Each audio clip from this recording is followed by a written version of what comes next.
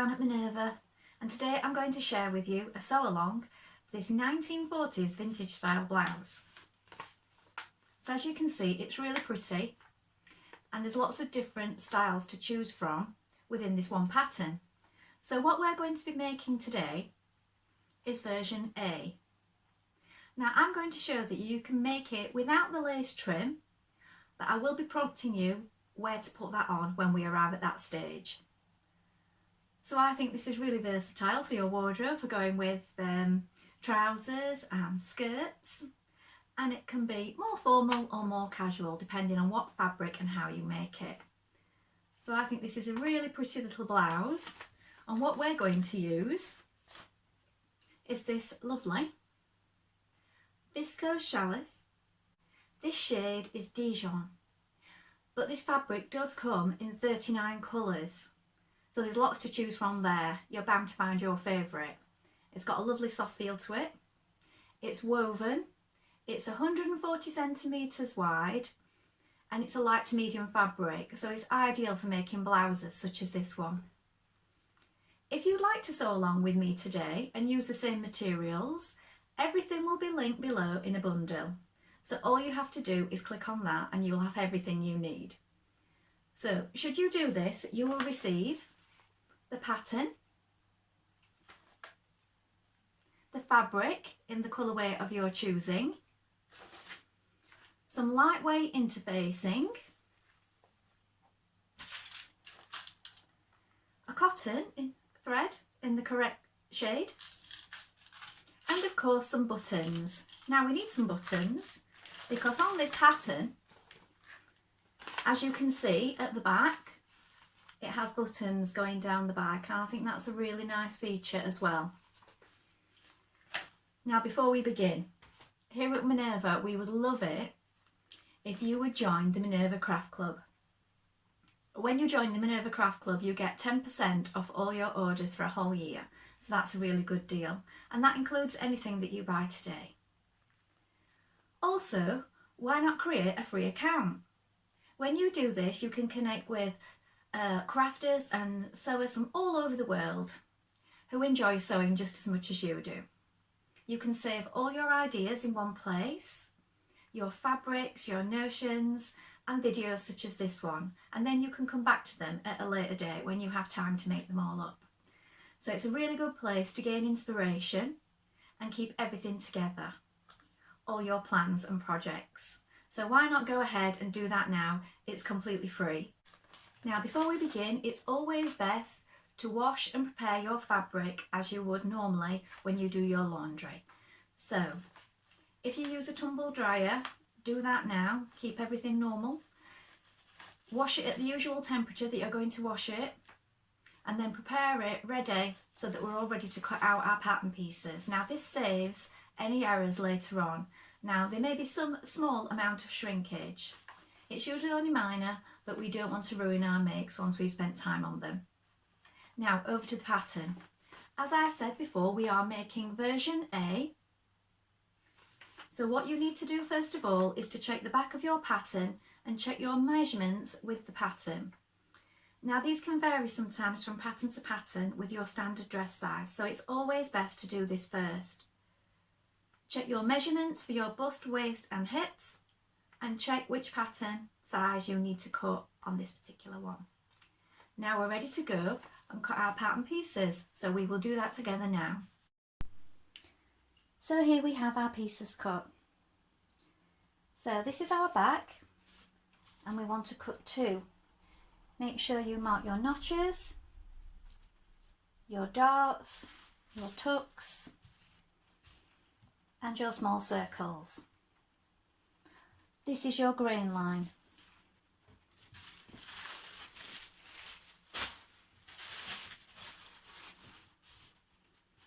Here we have our front piece. This time you're going to cut this one on the fold. So cut one on the fold. These are your tucks. Mark your notches.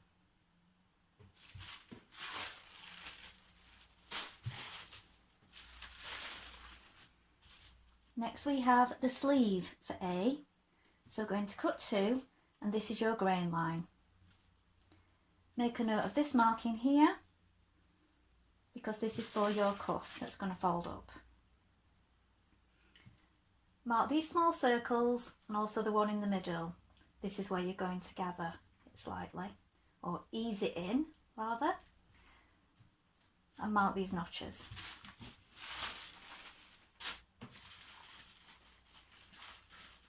Next we have our collar. So this time you're going to cut 4. Mine's moved a little because I've already put my facing pieces on. So you're going to cut 4 of fabric, and then you're going to cut 2 of interfacing. That's your grain line there for your collar pieces. Mark these small circles and your notches.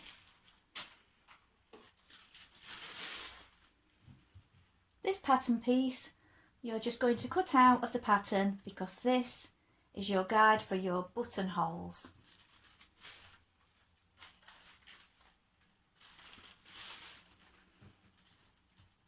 Here we're going to cut 2 of interfacing from piece number 3.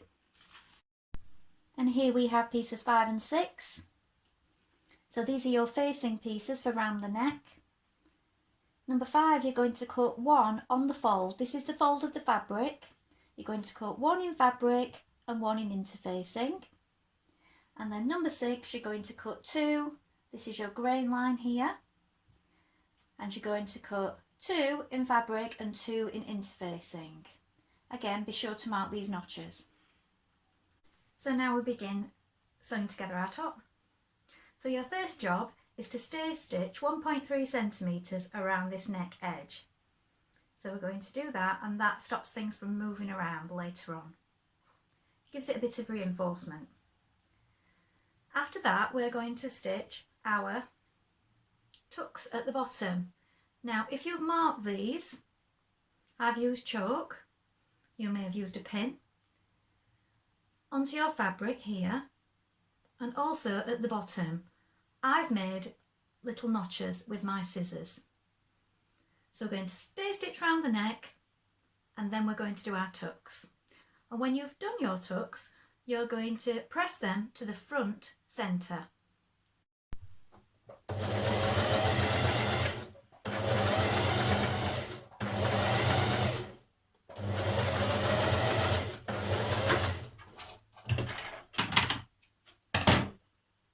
There around the neck. Now locate your markings. So locate your markings.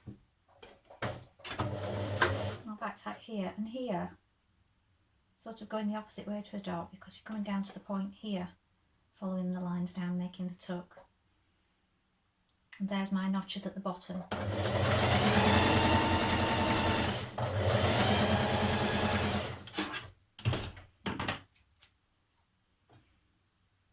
First one, and then the next one is here, look, 2 choke marks, bring them together,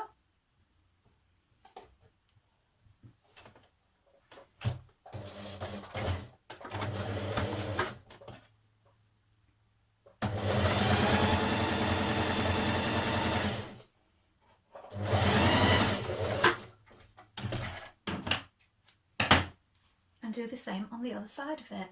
So next, along your back piece, you're going to locate these 2 notches here and here, and then we're going to run 2 lines of gathering stitches along here, parallel. And please don't back tack, because if you back tack, what will happen is you won't be able to pull your threads. So we're going to do that now.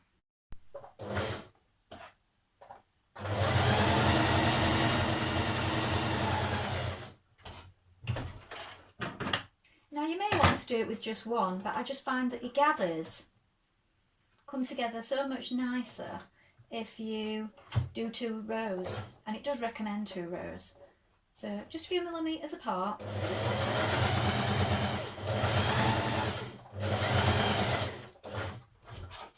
And then just leave yourself some thread at the end there, so that you've got it to pull. So next you've got your back pieces, and as you can see I've ironed my interfacing on already.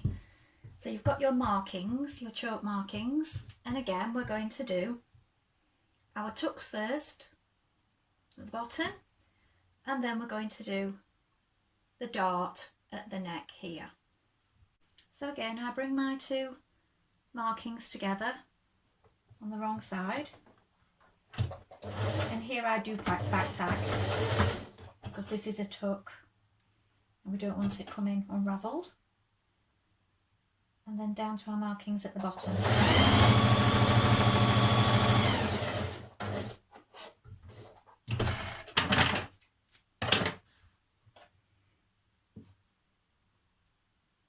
There's the next one.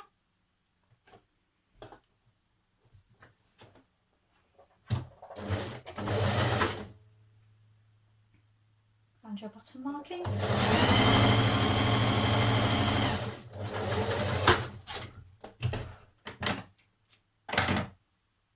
That's one. And if we come to the top, here are our markings for our dart. Now here you bring them together at the top,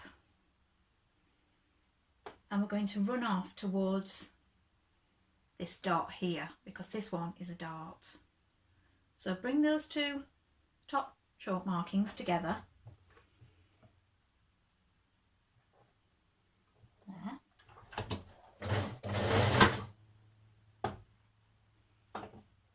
You'll want to adjust it once it's under the machine, so that's lying to a point. There is my choke mark here where my finger is. And now you're going to run this off gradually. Now don't back tag when you get to here, you want to run straight off the edge, otherwise you'll get a bubble. So there where I'm pointing, that's my mark. And we're just going to run off the edge. Now leave yourself enough thread here so that you can knot it, so it doesn't come undone. Knot that there. And you can trim your upper threads there. So here we have the dart, and you can press that in, and your tucks will be pressed to the centre back. Now place your back pieces to your front piece with right sides facing, and here you have your notches. So you want to bring your notches together at the shoulder and pin this in place.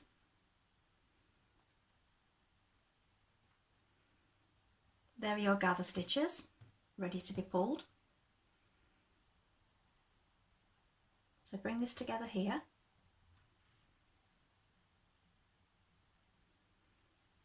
Now you're going to pull your gather stitches and distribute the gathers evenly along here, and then we're going to stitch it in place and then go over it to reinforce the shoulder. Now you may want to turn it over while it's just pinned to see how your pleats are looking and adjust.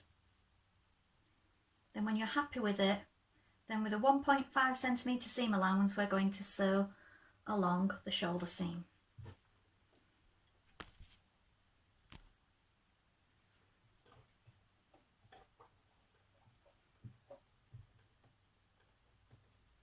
Move those threads out of the way.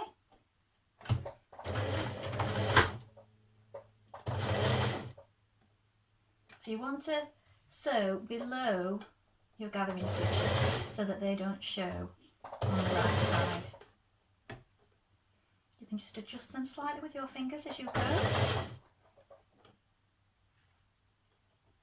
Just keeping them even. Do this slowly because this is going to be a feature on the front of your blouse.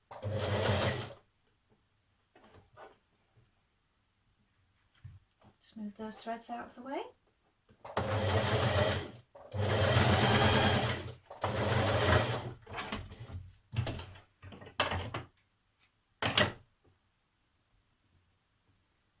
You may find you've got a thread on the other side poking through, just like that.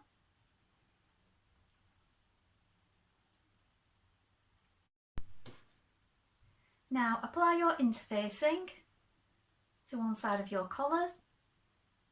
So 2 collar pieces with interfacing on. You may want to remark the little circles at this point as well. Now at this point, this is where, if you're adding lace, this is where you will do it.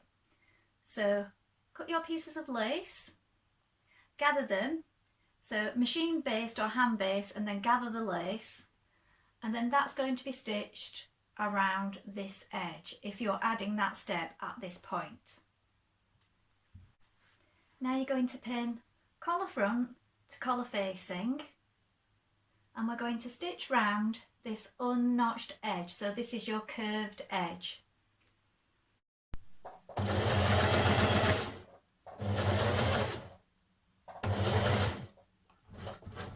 You may want to go slow around the curve to make sure you get it accurate.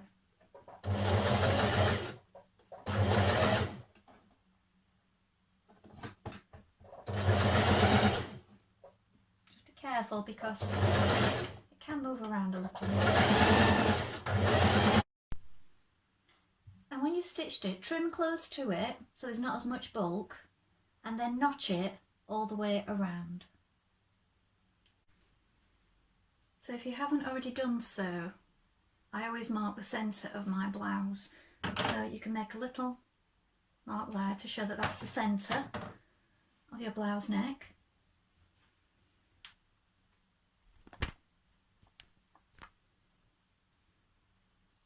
Now you're going to take your collar and you're going to position it centre front, pin it in place, and then matching your dots and your markings, you're going to pin it, stitch it all the way along. Here we have a notch here, look, and here. Pin it in place, matching all your markings before we stitch it. And as you're adding this collar at this point, you may want to neaten up your shoulder seam before you do so. So I like to neaten all my seams after I know that my garment fits me correctly. But at this point you can do your shoulders. So I've not overlapped mine today, I've just zigzagged it and trimmed it so it's neat, because your overlocker can be quite thread hungry. So when you've done that, then you've got all your collar pinned in place. And now we can begin to stitch.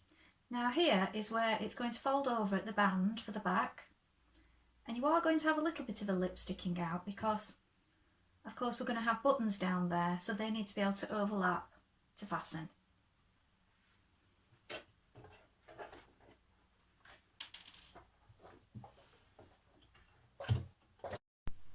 Now we're going to apply our neck facings. So match these notches here and here, and you're going to join the front to the back, right sides facing. Now you're going to pin your neck facing here to centre back,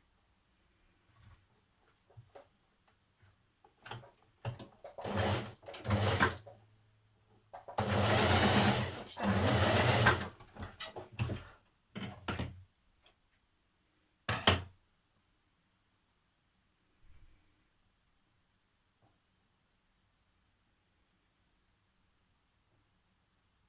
And you're going to turn this under about 6 millimeters, and you're going to stitch all the way along. Now I'm going to start that from the bottom because it makes it easier.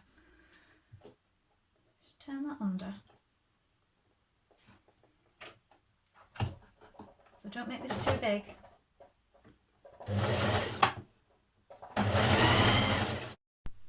And then when you turn it back to your facing, look, this is what it's going to look like. Now, fold the facing back like so, pin the neck facing all the way around, matching these points. So here is your shoulder, this is where it folds back, mark your centre point, pin there, all the way along, and then we're going to stitch along here, starting from here, all the way along.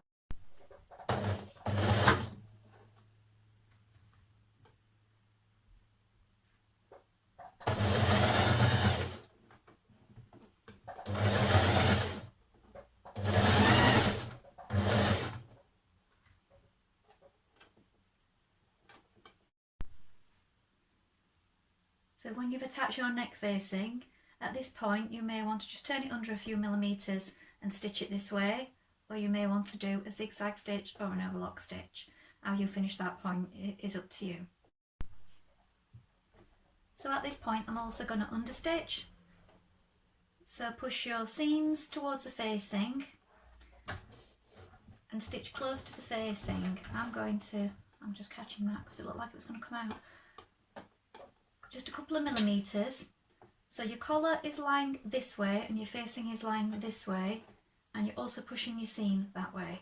And you're just going to do that all the way around. Now with your sleeve pieces, stitch down your side seams matching your notches.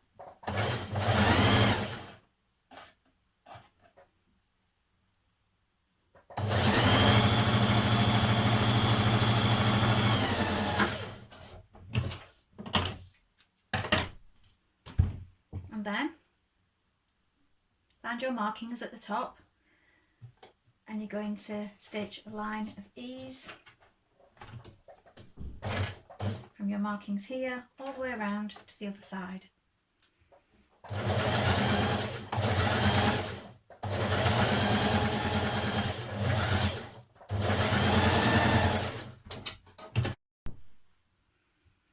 Now turn up to the wrong side your fold line for the cuff at the bottom of the short sleeve, and you're going to turn this under just a few millimetres and stitch all the way around.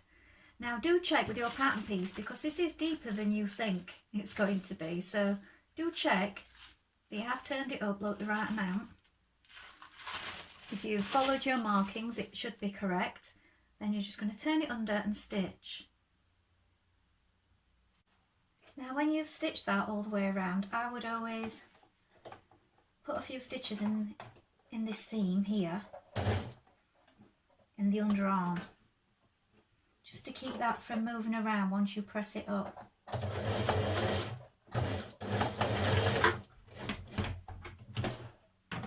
So it's not yet pressed.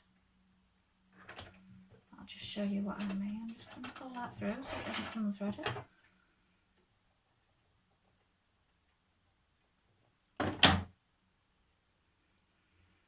So this is it turned to the right side, and then that's going to be pressed, and I've just done some stitching here in this seam, and then you'll press that to the right side, and underneath you can see there where you've stitched it to hold it all down. So I'd just like to mention that stitching this in this way with the side seam already made up makes it a little bit trickier, and I wouldn't normally do it that way. I've just done it the way it's described in the pattern. In future I would do this step, the turning up and the basting, with the small few millimetre hem here on the inside. I would do this step before I do the side seam, because I think that would just make it a little easier. So that's just something to note if you want to do it that way around. So outside of sleeve, turn up, and then again stitch here to keep it from moving around once you've pressed it.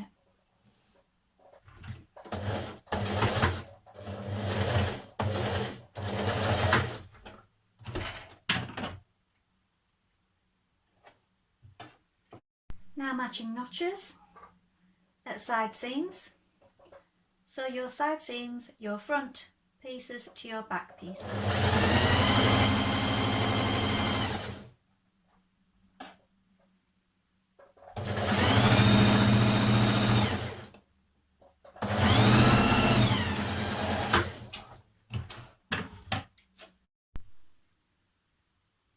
Now with your top the wrong way and your sleeve turned the right way around, you're going to pop that into the armhole now. So it's right side facing right side, and matching that underarm seam there.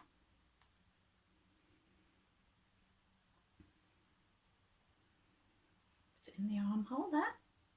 There's your shoulder.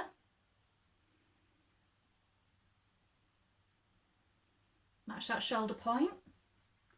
Be careful not to pin through your gather stitches because we're going to pull those in a moment. Oops, I've done the wrong one. There's my centre point there, look. I was pinning it to the wrong notch there, just take care with that. There's your side notches, pin those. And also make sure you've got the right sleeve as well. Remember, the two go to the back. There's 2 notches. Turn that around. There's my 2 notches there, look, on both pieces.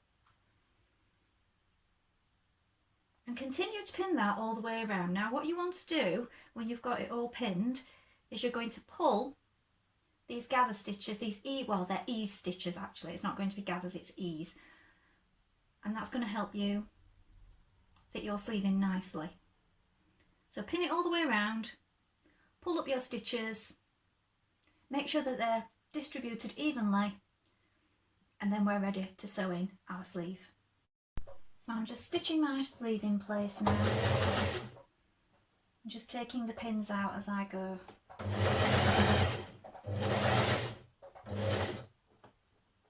Just ease that fullness around as you come to it.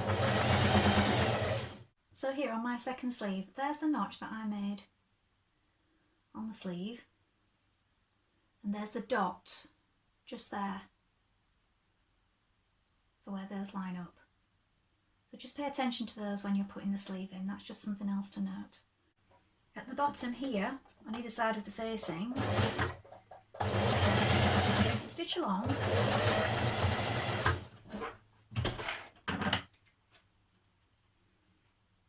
And then you're going to cut this bit off.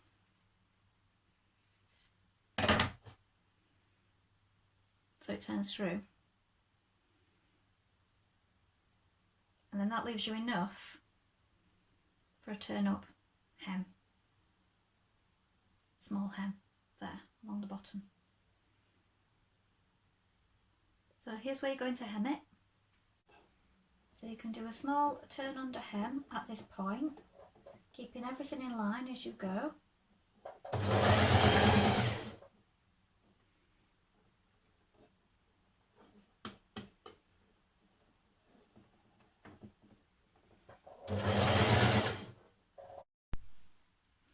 So now I've given it a little bit of a press. I've pressed around those shoulders a little bit to also help that ease there. And now I've placed on my buttonhole guide. So this shows you where your buttonholes need to be placed. Make sure you get the top in the right place. So now I'm going to do my buttonholes, and I'm doing it on this machine because I've already got the buttonhole foot on for this one. Find your marking. Collar's getting in the way there. Just move that out of the way if that's the case. I want to come down a little bit. Now it's up to you which way you have these going. I mean, I'm having them going straight down, but you could have them going across if you prefer. So that's personal preference. So with mine, on this one, it's 4-step.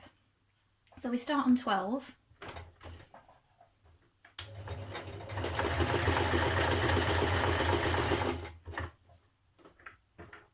And then 13 to go up.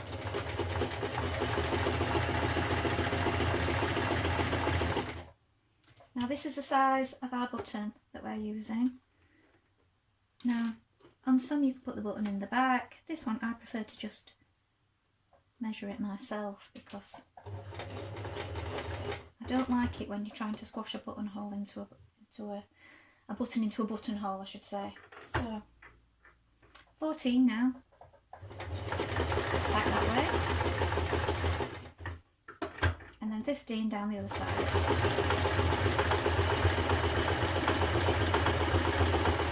There we go. So repeat for all of your buttonholes all the way to the bottom. Now you need to mark it up on the opposite side with chalk, ready to sew your buttons on. So here it is finished. And it's a really good fit as well.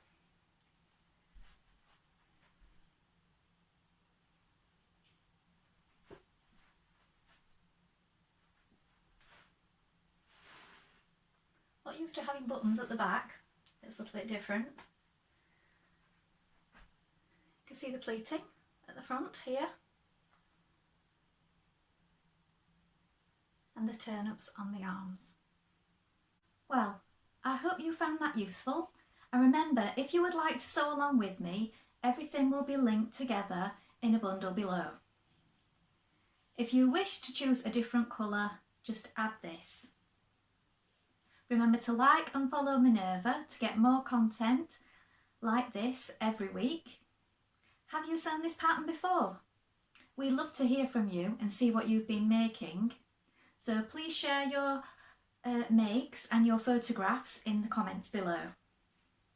Also, if you have any questions, pop them in the comments below and we'll do our best to help you in any way we can. Well, that's all for today, and I hope to be back with another sew along really soon. Thank you for watching. Bye for now.